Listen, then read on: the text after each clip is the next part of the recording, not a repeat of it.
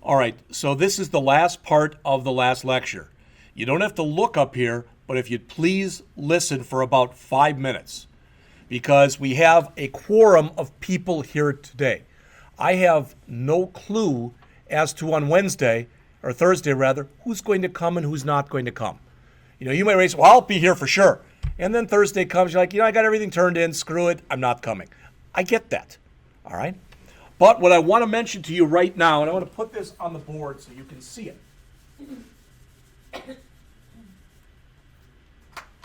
In the past, I have used books, sometimes from the same author, for both the Android class and the iOS class. Sometimes I've used different authors.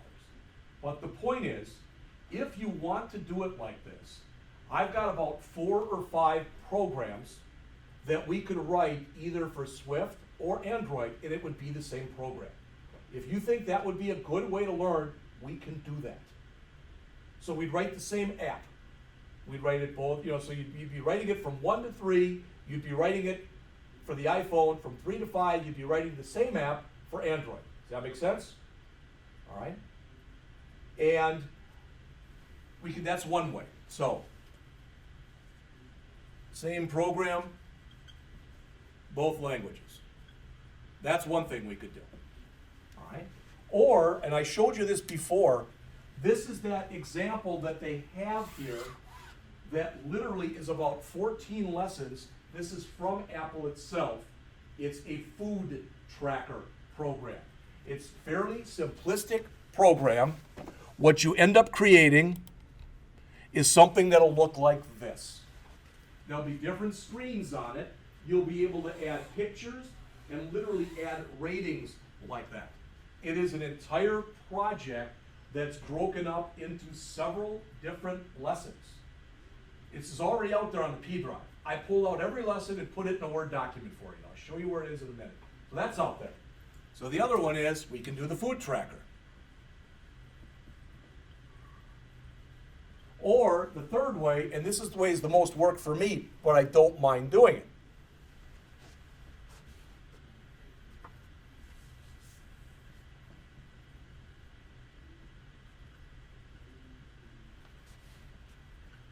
Is I can just sit there and create different programs. All right, like we do a calculator, I don't know what else we do. Okay? So we can do it that way too. So since we have 1, 2, 3, 4, 5, 6, even though that's not half, John's like worth 3 votes. So he can vote, that makes it 9. I can vote, I'm worth 3 votes, that's 12. So that's 12 out of 13. All right, well, we have people who are not here. We have people who are in this class that I have not seen for weeks. All right. Some of them have already signed up for the advanced class, which is interesting because they haven't turned any work in yet. Okay? You all know now, right? Everybody knows? Raise your hand if you know that all work is due Sunday by 8 o'clock at night. All right? And you all remember, because she's going to, remember Holly who was here before? Remember Holly? She used to sit right there. She'll be back in spring. She's one of the people who took advantage of, remember when they were here from Swiss Colony? She got one of the internships. So she's been working there for close to a year. I don't know if she's going to continue there or not, but she did send me an email saying that she will be back for the spring semester. And she's just about all caught up with everything except for Bootstrap. She's probably going to take an incomplete in there. If you need an incomplete in a class, you have to let me know. It's not my job to hunt you down, grab you by the scruff of the neck and say, Ben, you need an incomplete for this class? I'm not going to do that. They used to tell us to do that to you. And we don't fail them, find them and give them an incomplete. Now they tell us don't give incompletes unless you have to. Because they found over time that 95% plus of people never complete a class when they take an incomplete. All right. But if you do want one, then you'll have to come in and let me know. Or send me an email. All right? Okay, so we can do this. We can, and as far as those programs, there's different ones. All right? What's that? I have a question about that. Yeah. Were you the same breadth of lessons from Food Tracker and the same program for both language? Were you just like you said? The food tracker is just in this language. I mean, we could actually, if you wanted to, we could try to write this in Android. We could do that too. Because I mean, if you get the same amount of of knowledge from Food Tracker with the same programs, both languages thing, is, like, what has more, I just wanna know what kind of. Okay, so I think what you're saying is, okay, what would we get more breadth and depth of coverage in, doing it that way? And I guess the answer is, I couldn't tell you for sure, but probably you'd get more breadth and depth of coverage from the same program in both languages. Probably, because you're doing the same thing, and a lot of times when you're learning something, the best way to learn it is solid repetition. All right, but I don't have any problem doing it any of these ways. I really don't. I've already got probably a good half dozen programs that I've written, and some of them are in Objective-C, so I'd have to change them over to Swift, but I don't mind doing it. All right? I've got flash drives all over my house that have got programs and stuff that I've done stuff on. All right? So I'm asking, what are people's feelings? How many people would rather see the same, have us do the same program in both languages? Okay, that's like a half a vote. Yeah, I guess it doesn't really matter. Okay. Because Well, Luke said he wasn't gonna be here today. If you didn't hear, both his kids are sick, and he's got a sitter, but his sitter couldn't make it today, so he's not gonna be here. All right. So Ben, you're voting for Luke too. Alright, Okay. so that'll be The other one. hand. That'll That'll be be- the other half. Okay, all right. How many people would rather do this food tracker thing? Well, that gets no votes, so that's out.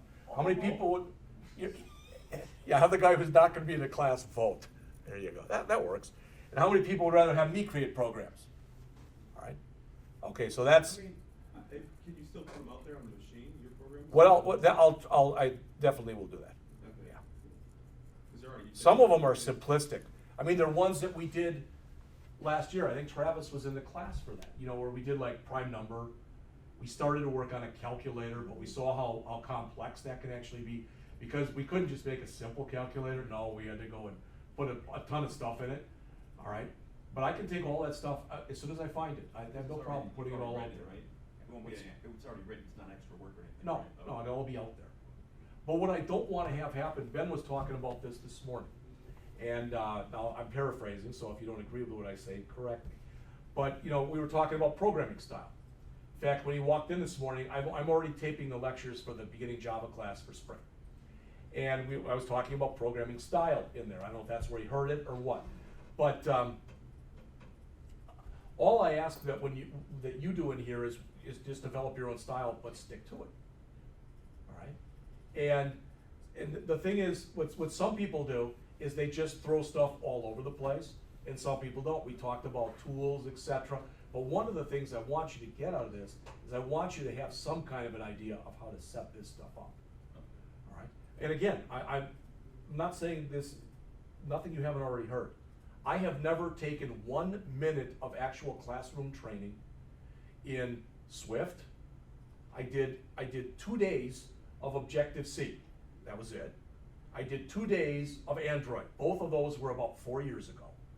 So most of the stuff that I learned is from watching videos, you know, on YouTube, some of this Udemy classes that I've taken, etc. That's why occasionally there's like, well, why doesn't this work, Jeff? Geez, I don't have a flaming clue. That's when I look John's way. I sing Help Me Wanda to John too. So, all right. So unless anybody has a problem, we'll do it that way. All right. So we'll do the same program in both languages, and what I'll do is I'll go in and look for examples that I have of both Android and iOS that we've done in the past. But going back to what I said before, one of the things Ben said was, I kind of have my own style, but I still kind of program the way you do, meaning me. And I get that. In many ways, that's what some of you in here do. I don't have a problem with that. But one of the reasons that you get an assignment next semester in both classes that say, build your own app, is I want you to build that the way you want it built.